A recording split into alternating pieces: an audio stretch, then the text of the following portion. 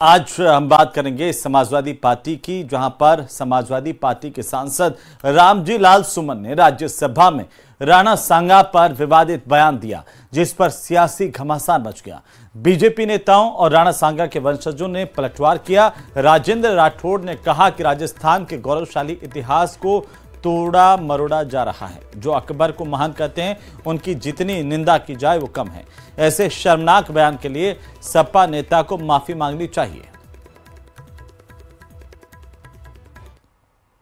कि बाबर का डीएनए मुसलमान में है। हिंदुस्तान का मुसलमान तो बाबर को अपना आदर्श मानता नहीं है, वो तो मोहम्मद साहब को अपना आदर्श मानता है, सूफी संतों की परंपरा को अपना आदर्श मानता है। लेकिन सभापति महोदय, मैं जानना चाहूंगा कि बाबर को लाया कौन? बाबर को इब्राहिम लोदी को हराने के लिए राणा सांगा लाया था। तो मुसलमान तो बाबर की औलाद हैं और तुम गद्दार राणा सांगा की औलाद हो, ये हिंदुस्तान में तय हो जाना चाहिए। अगर बाबर की तो आलोचना करते हैं, राणा सांगा की आलोचना नहीं करते।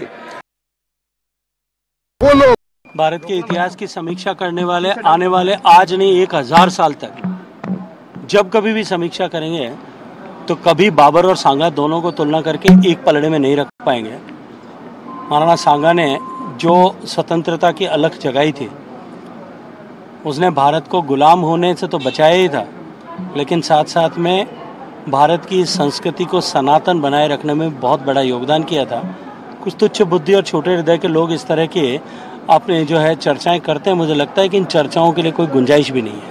इन लोगों का इस देश की संस्कृति से प्रेम नहीं है। वो वोट बैंक की राजनीति करते हैं, वो किसी के नहीं है। तो ऐसे लोगों का बयान हम उसका कंडेम करते हैं, उसकी निंदा करते हैं। और इस समय भारत जिस तेजी से विकसित होने की तरफ बढ़ रहा है, ऐसे ही पार्टियों के कुछ लोगों के कारण उनकी पार्टी रसातल में जा रही है।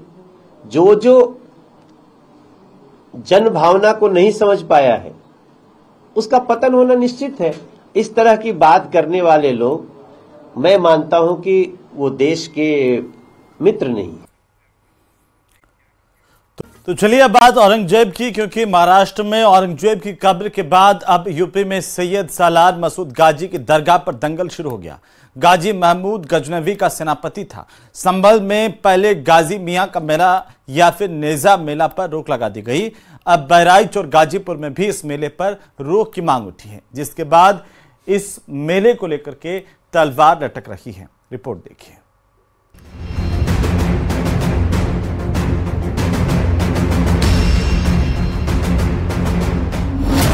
महाराष्ट्र से यूपी तक कब्र पर कोहराम, सियासत में नया किरदार गाजी सालार, आक्रांताओं पर दंगल, सियासी बवंडर। उत्तर प्रदेश की सियासत में ये 3 तस्वीरें छाई हुई हैं और वजह है सैयद सालार मसूद गाजी। यूपी के संभल में नेजा मेला पर रोक के बाद बहराइच के जेठ मेला और जौनपुर के गाजी मियां मेले पर रोक की मांग तेज हो गई है।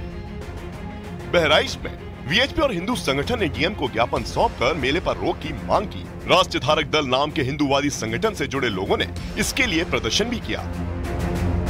नेजा मेला जो लगता था संभल में, सोमनाथ मंदिर की लूट के खुशी में नेजा मेला लगता था। ठीक है, आप सभी भारतीय हैं, अगर हमको कोई लूटेगा, कोई मारेगा, तो उसकी खुशी में हम मेला मचाएंगे। सैयद सालार गाजी महमूद गजनवी का भांजा था, उनका सेनापति था, और उसने सोमनाथ मंदिर को 17 बार लूटा था। उसके अलावा उसने डायरेक्ट भी 1034 ईस्वी में भारत पर आक्रमण करके अनेक मंदिरों को लूटा था और अनेक अनाचार अत्याचार उसने किए थे। उसके नाम पे मेला लगना एक कुप्रथा है, उसको बंद होना चाहिए। वीएचपी और हिंदू संगठन अब दावा कर रहे हैं कि बहराइच में जिस जगह सैयद सालार मसूद गाजी की दरगाह बनवाई गई थी, वहां पहले हिंदू समुदाय का सूर्य मंदिर हुआ करता था। वीएचपी ने वहां मौजूद सूर्य कुंड को खुलवाने की भी मांग की है, तो बीजेपी ने गाजी को देश की अस्मत का लुटेरा बता दिया है। सैयद सालार मसूद गाजी ही नहीं है, जो भी आक्रांता हैं, जिन्होंने भारत की अस्मिता को लूटने का काम किया, भारत के मंदिरों को तोड़ने का काम किया, भारत की संस्कृति को छिन्न भिन्न करने का काम किया। महाराज जी का सीधा ये कहना था कि ऐसे लोगों को महिमा मंडन नहीं किया जा सकता है। हम पुरानी सनातन परंपरा पे फिर से वापस आ रहे हैं और उसी पे हम लोगों को जोर देना चाहिए।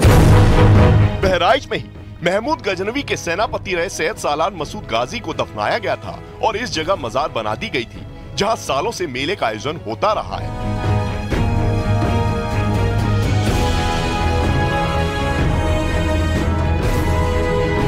प्रदेश का बहराइच जिला आप सुर्खियों में है। वजह बनी है संभल का नेजा मेला, जहां पर मेला लगने की अनुमति न मिलने के बाद बहराइच में भी विहिप के लोगों ने इसे रोकने की मांग की है। हालांकि आगामी जेठ मेला मई से शुरू होने वाला है। हिंदू मुस्लिम एकता का प्रतीक माने जाने वाला ये हजरत सैयद सालार मसूद गाजी रहमतुल्लाह अलैह की ये वो दरगाह है जहां पर हजारों लाखों जायरीन मेले में दर्शन के लिए आते हैं और अपनी मन्नतें मांगते हैं और उनकी मुरादें पूरी होती हैं। औरंगजेब की कब्र के बाद अब सैयद सालार मसूद गाजी की दरगाह पर सियासी तलवारें खिंच गई हैं। गाजी मियां का मेला या नेजा मेला हर साल मई में लगता है। मेला बहराइच में सैयद सालार मसूद गाजी की दरगाह पर आयोजित होता है, जहां उसकी कब्र है, जिसे जेठ मेला भी कहा जाता है। मेला बहराइच से भदोही और जौनपुर तक पहुंचता है। अब इसी मेले पर रोक की मांग बहराइच के बाद जौनपुर में भी उठी है।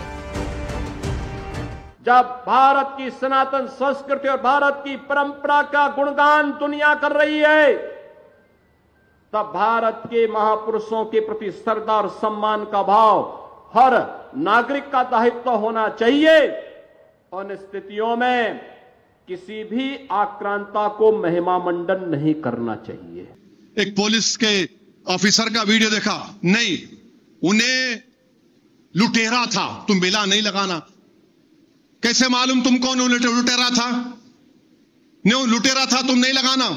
अच्छा लिख के दे दो लुटेरा था, कानून बना दो लुटेरा था, और हमको बताओ लुटेरों का कौन कानून बना के बोलो ये सब लुटेरे हैं, और हमको ये बताओ कि कौन लुटेरा नहीं था उसका भी कानून बनाओ। सैयद सालार मसूद गाजी को लेकर हिंदूवादी संगठनों ने मोर्चा खोल दिया है और इस पर सियासी बहस छिड़ी हुई है कि वो संत था या लुटेरा। लेकिन सवाल है कि अगर वो लुटेरा था तो इतने सालों से उसकी याद में मेला क्यों आयोजित होता रहा?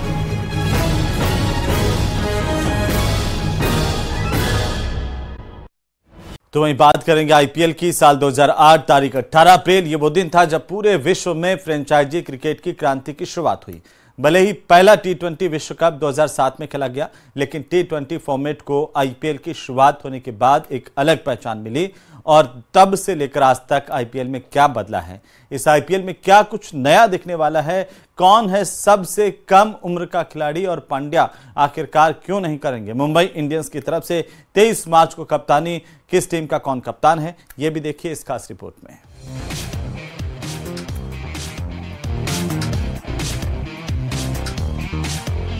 फिर होगा धूम धड़ाका, फिर होगी रनों की बरसात, मैच में टूट जाएगी यारी, रोहित या कोहली कौन पड़ेगा भारी, फिर गूंजेगा धोनी धोनी से स्टेडियम, पंत रिंकू राहुल दिखाएंगे दम।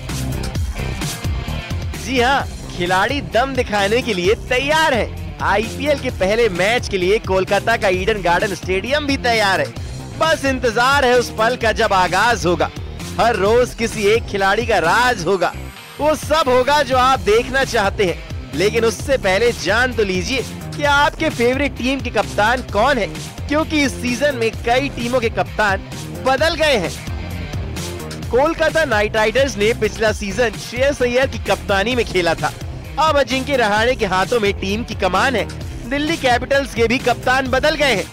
दिल्ली ने अक्षर पटेल के हाथों में टीम की कमान सौंपी है। लखनऊ सुपर जायंट्स ने केएल राहुल की जगह पंत को कप्तान बना दिया है। राजस्थान रॉयल्स ने शुरुआती 3 मैचों के लिए रियान पराग को कप्तान बनाया है। इसके बाद सैमसन ही कप्तान रहेंगे। रॉयल चैलेंजर्स बेंगलोर की बात करें तो उसकी कप्तानी रजत पाटीदार करेंगे। गुजरात के कप्तान शुभमन गिल ही रहेंगे।